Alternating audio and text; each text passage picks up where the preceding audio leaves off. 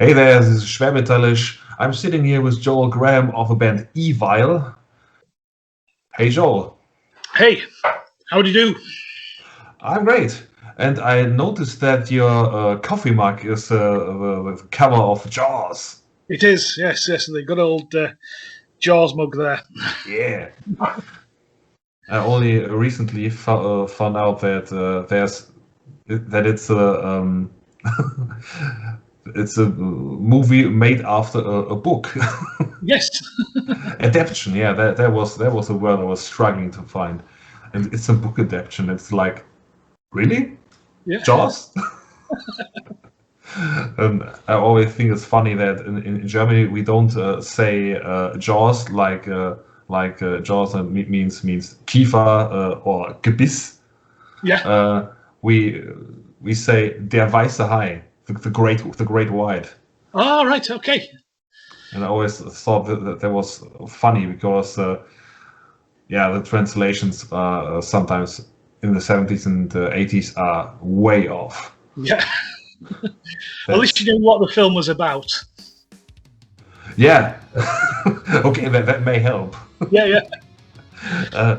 Do you know the movie? It was a Knight's Tale. Yeah, okay, with Heath Ledger. Yes. In Germany, it's translated as Ritter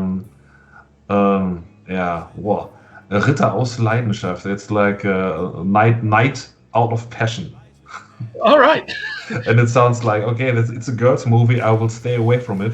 And the Knight's Tale sounds like, yes, fists held high. Yeah, more hardcore, doesn't it? Yeah, that's the differences. It took a long ass while to get another record from you guys. I already thought that was it. Yes. What is the reason why it took so long? Well, between the debut album, Enter the Grave, and the fourth album, Skull, we kind of put an album out every 2 years. And we toured, we went all over the world in that short period of time. And then we kind of said after we released Skull, we won't rush the next one, we'll just take a bit more time off. But then we ended up having sort of like members leave. All originally left the band just after we did Skull. We got a new guitarist in. That didn't work out. So it was just coming and going of different musicians. And before we knew it, 8 years had passed and we were like, shit, we need to get a new album out, and we decided last year, just as the world was going into lockdown, hey, we've got an album's worth of songs, why don't we go in and record them now? And hence that's why we have a new album out now. Yeah, raving reviews I saw. Yeah, it's been very good. Yeah, lots of great feedback for an album or a band that hasn't been around for 8 years, so that's cool. For me, it's always if the singer changes, if you get a new vocalist to bring it on, it's always like, oh fuck, yeah, that may work, or it will be shit.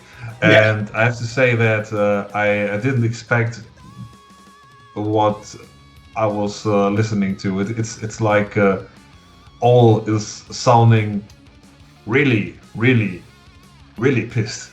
Yeah. Very brutal. Well, basically what happened, like when Matt said he was stepping away, we had a conversation like, do we get another vocalist in, do we replace Matt? And that conversation lasted about a minute, and then All said, well, why don't I just move onto vocals?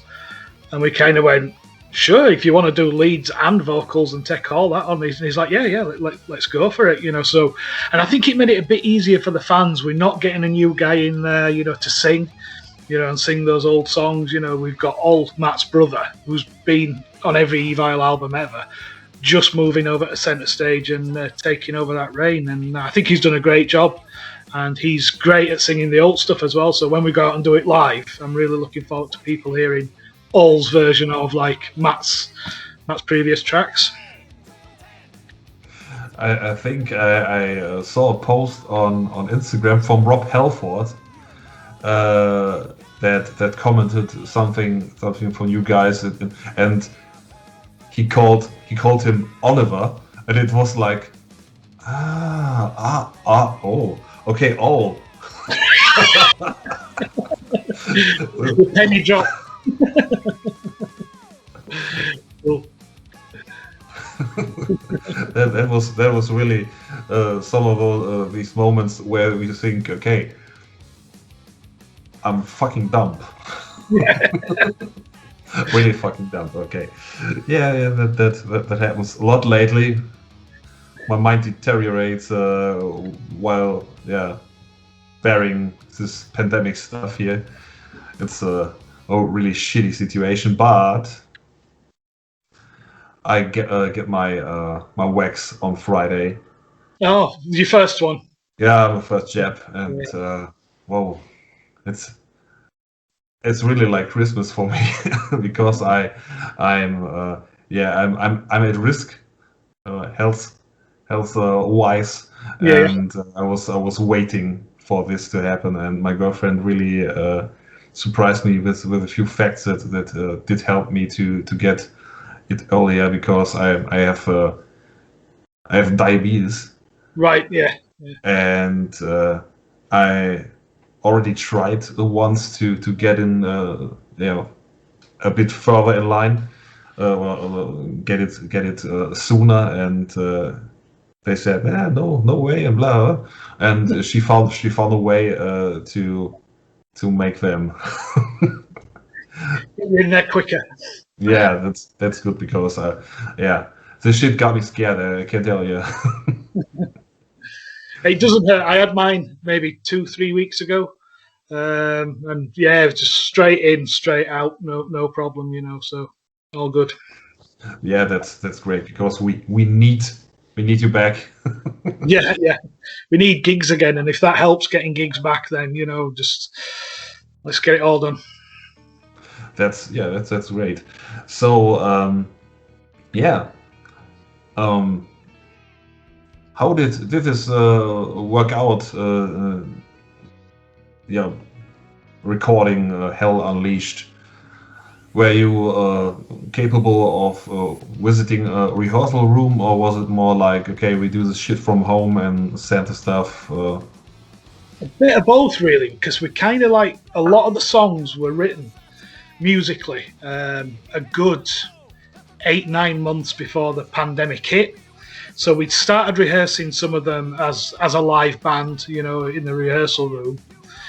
Then the pandemic hit, and then what we kind of did is like we worked on the tracks by sending them by email and just like, oh, this bit needs changing, but they were 90% complete. There were some vocals to do on some, and some lyric writing to do, but we were ready to go. And as soon as we got a date for the studio, which I believe was August 2020, so it was right in the middle of the pandemic, but it was when things started opening up again, temporarily. So we could go in the studio in August, and there was social distancing involved, and a couple of the guys went down originally. Then we'd go in and do our bits and swap and change, and then everything kind of locked down again after the album. But we got it all done. That was the main thing. It's all the bits were down, and it was just then left to like mix and master and things like that. So yeah, to answer your question, it was everything was done, fortunately, before we planned to do the album. The songs were written, or mainly written, and it was just a case of tailoring it via email and doing it that way. Yeah, so to the audience, what is your favorite song of the new album Hell Unleashed? Tell me in the comments. Yeah. And to you, same question. For me, it changes because, I think one song I particularly enjoyed was Gore.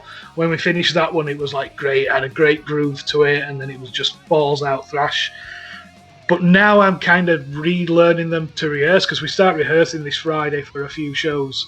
I know there'll be songs which I enjoy playing live more than listening to the album version, if that makes sense. So I'm really looking forward to playing like the Mortician cover we did, Zombie Apocalypse, just because it's so brutally heavy. And then a song on the album called Disorder as well, which is just it's got a punky vibe to it. I've got a feeling that's going to be fun to play live as well. So those, yeah. Gore, is that the song with Brian Posen? That's the one, yeah. Yeah, I read it and it was like, what? Cool. Yeah, let's check it out. Well, the thing is, it's sort of like when it's been released, it's been sort of like advertised as Gore featuring Brian Posen. And in actual fact, what we did, he sang on one of our old songs, Cult, off the Five Serpents Teeth album.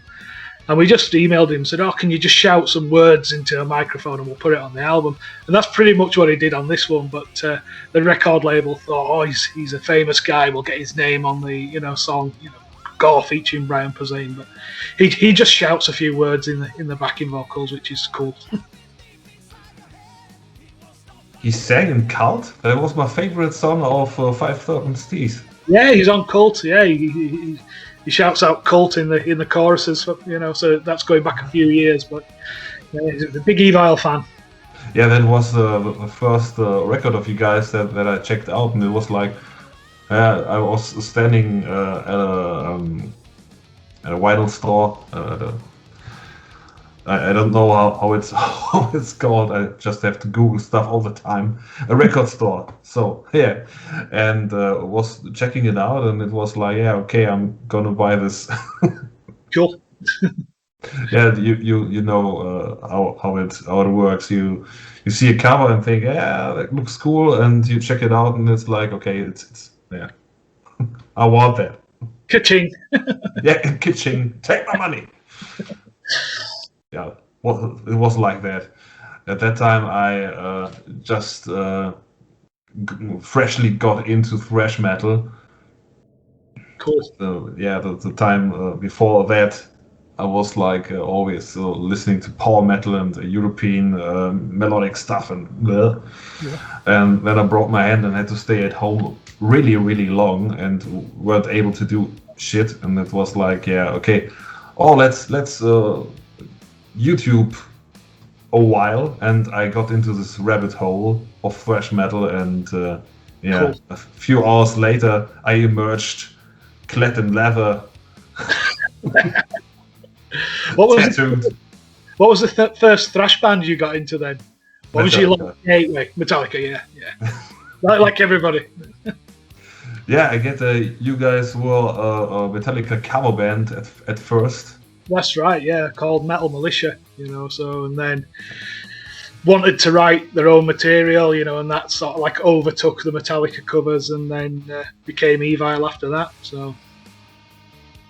That's worse icons. Absolutely. to have. It's, Metallica is absolutely phenomenal, and okay, Load and Reload and Garage Days Revisited, and Saint Anger. Saint Anger was really, it was a low point. Strange one. It was funny times, I think, back then when they did Saint Anger. Every metal band had kind of disappeared off the planet, or they'd all changed into like this new hip-hop influenced new metal, or whatever you want to call it, and I think Metallica they wanted to stay as Metallica, but kind of wanted to shift with a change, and that's what we got. Yeah. It was trying to dip in the toe.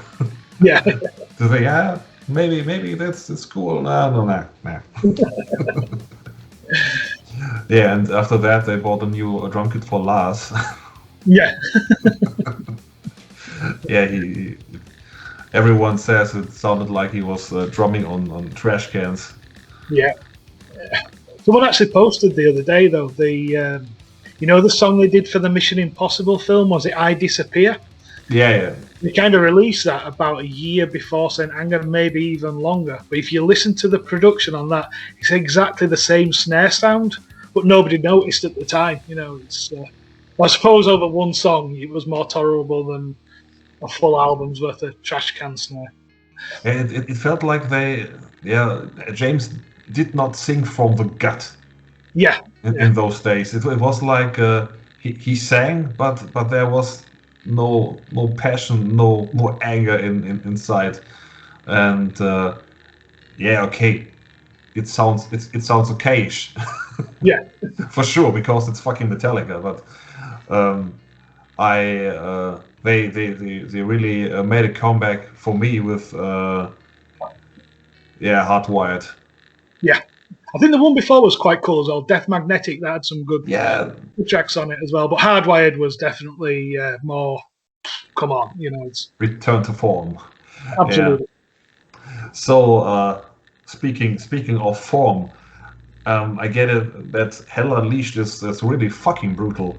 It's more brutal sounding for me than Five Serpents' Teeth, for example. So, any explanations for that?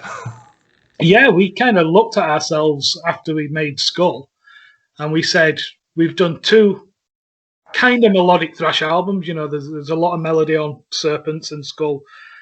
And back in 2014, 2015, we said our next album is just going to be full on. We're going to make a thrash album. And although it took us, 8 years to do it, it's always been a conscious decision that we would, just up the ante and just be fast again. And even before Matt left the band, he was well up for that as well. So even though Oll's on vocals and he's got more of a growl in his voice, that was going to be the approach anyway. It's always been, that we were going to just make a straight to the point thrash album. With EVILE, we don't have anything to prove to anybody. We're called EVILE. We're known for playing thrash, and you know what? Hell Unleashed is exactly that. We're just giving them the greatest thrash. 40 minutes, 45 minutes. Straight to the point, no fucking about. Brutal album. Yeah, I finally realized that I never Googled the word EVILE. Is that a wordplay between evil and vile? No, it's evil with an E on the end. And the reason being is the band was originally going to be called Exile, spelled EXILE. But after some investigation, we found out there were about 42 bands called Exile. So we just changed the X to a V, and it's just to play on the term evil, and it's a good logo as well. So that's simple as that. Yeah, it's like Thor would say it. Yeah. Thy, thou, and mine, and EVILE. It's a really difficult name because depending where you are in the world, people pronounce it so different. Some people call us evil. They call us EVILE, EVILE. We've had it all. And, you're doing interviews and like, are you talking about the same band I'm in? Oh yeah, you're just pronouncing it different. So. Oh, that's us. Oh yeah. Really? Yeah, that's us. Yeah. So 8 years is of course a long time, but I tell you, it's better to spend 8 years for a badass thrash album than release 3 mediocre albums in that same amount of time. So I think it's worth a wait. It was worth a wait, and we are really, excited to have you back.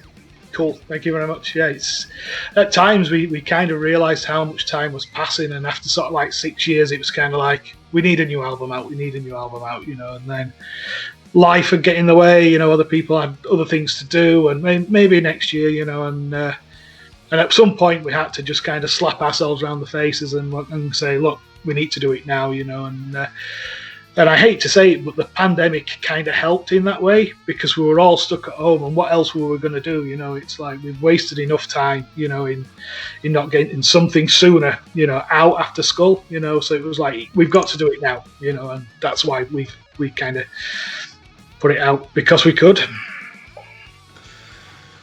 So, the audience, not only subscribe to me, of course, subscribe to Official EVILE too.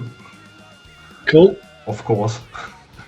And one question for you and the audience, of course, is what's your favorite record of EVILE for you? It's the new one, Hell Unleashed, because it's fresh to my ears and we kind of, excited about things again, and it's got me excited for EVILE again. I'm really looking forward to going playing these songs live, and heading out. Can I just go answer the door? Because someone's Yes, of course.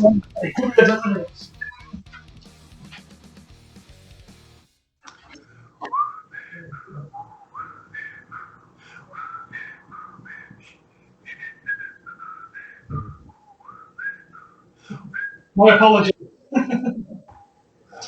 No problem. I tried to whistle. Of a new guitar case, so I was hoping it would come today. So it's just been delivered. I tried to whistle the who becomes millionaire. Maybe I can play a sample of that. Yeah. And I already thought, okay, the whole band comes through the door crashing. And just a live thing. Yeah, with guitars and drums and everything else. Yeah. So what will you guys be doing? Well, of course, what is the first thing for you if everything opens up again and yeah, this pandemic is officially over? Well, so far we've got a few shows booked. We've got a big festival here in the UK called Bloodstock, which happens every August. It's pretty much the British equivalent to Wacken, just a little bit smaller. So it happens. Does Wacken usually take place the first week of August? I don't know. Yeah, it's around that time. So a lot of the bands that play Wacken come over and do Bloodstock, the weekend after here in the UK. And as far as now's concerned, that's still on. That's still happening. They've got a killer lineup. Judas Priest are playing, and we're on the bill for that. So hopefully we can get that done. And then we've got a few small club dates around the UK. Then we've got some shows booked in Europe later on in the year, and we're hoping we can announce a full tour, hopefully in the next couple of months, of shows that we'll be doing in the future in 2022. So it's just gigs. That's what we're wanting to do now. As soon as the pandemic's over, we want to be in sweaty clubs again, seeing us friends, seeing people who've not seen EVILE before, and come down and say hello and we'll play some thrash for you. That's the idea. Yeah, I wasn't fortunate enough to witness you guys live yet, but yeah, now that the scene has got you back, it's gonna happen. Yeah, absolutely.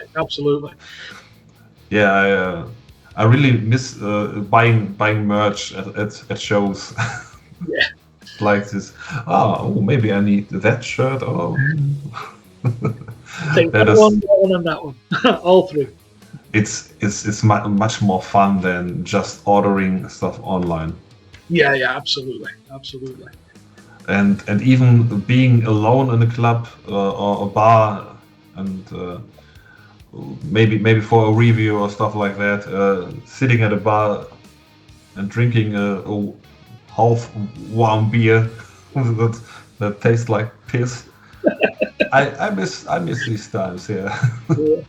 Are your bars open up in Germany now? Can you? We kind of can, but we've got to sit outside.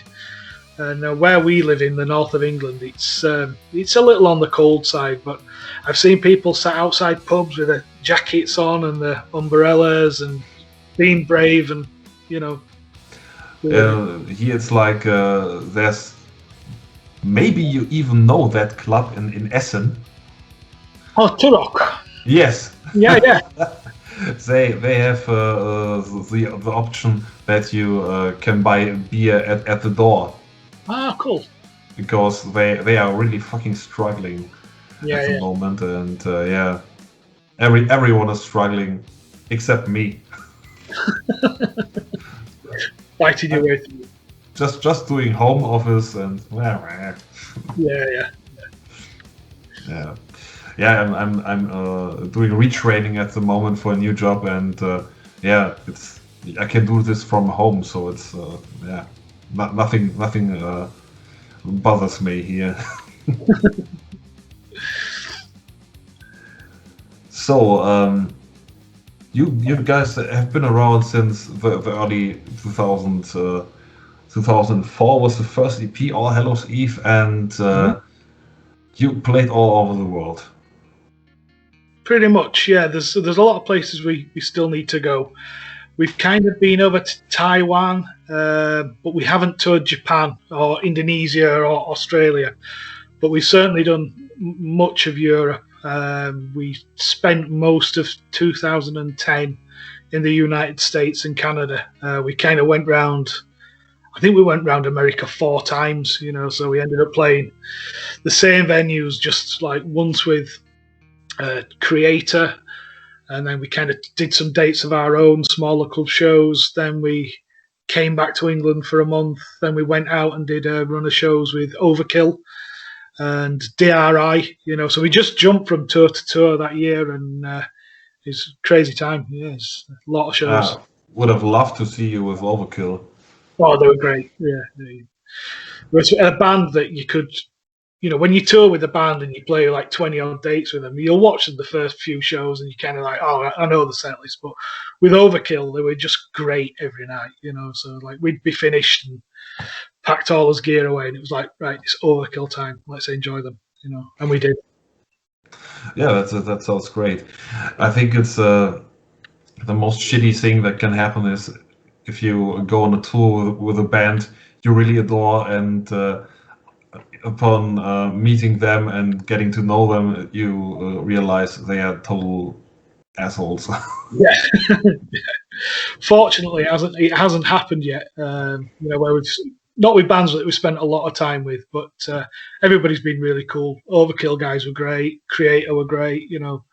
Yeah, every band we've ever played with, we've got along with really well. So we're lucky.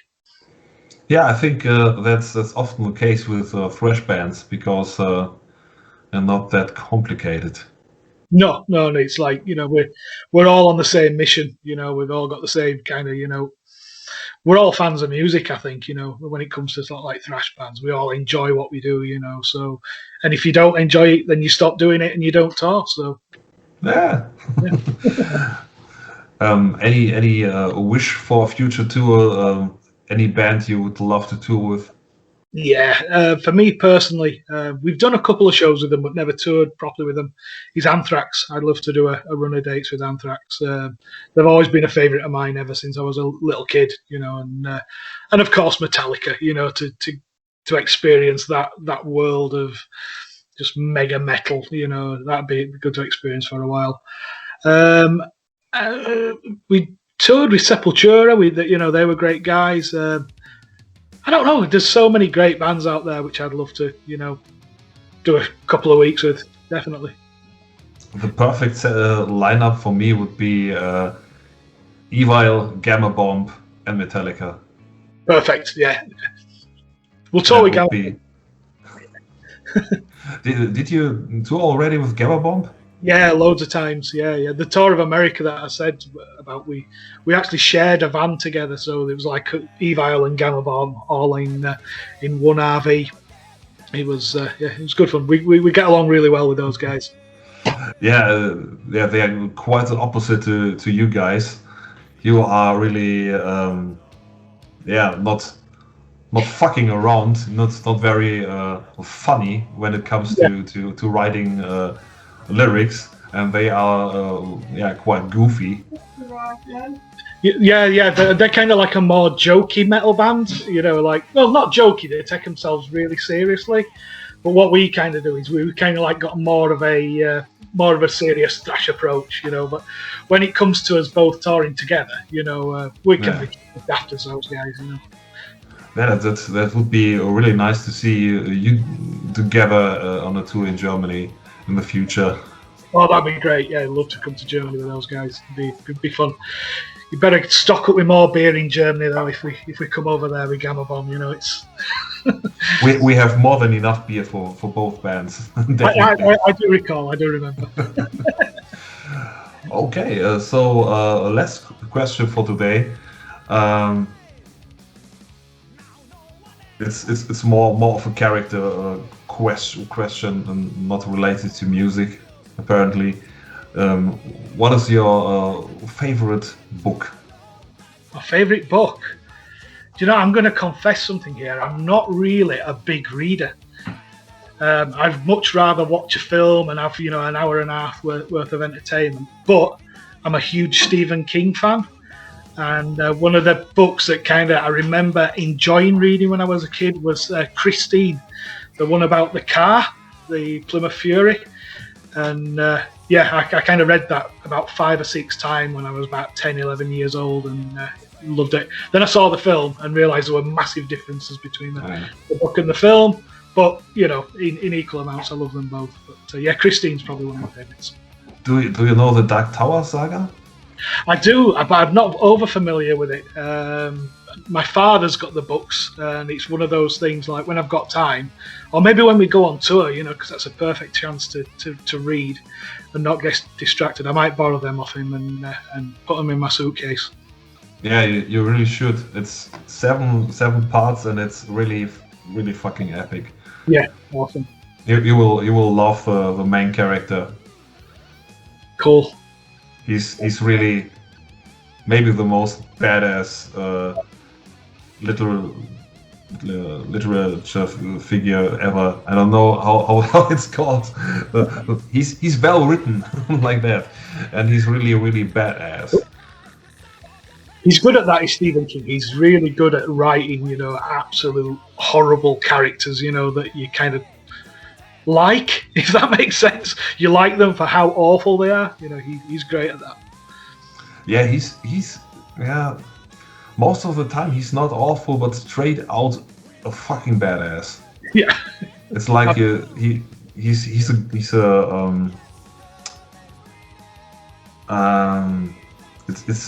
like a western, but it's also a bit like the Arthurian saga, just without kind wizards. No Gandalf there, just really fucked up people, and yeah, it's all intertwined. It's western, and it's magic and guns and bullets and mutants. Definitely check it out. Yeah, please don't watch the movie. No, okay. Oh god, that was not good.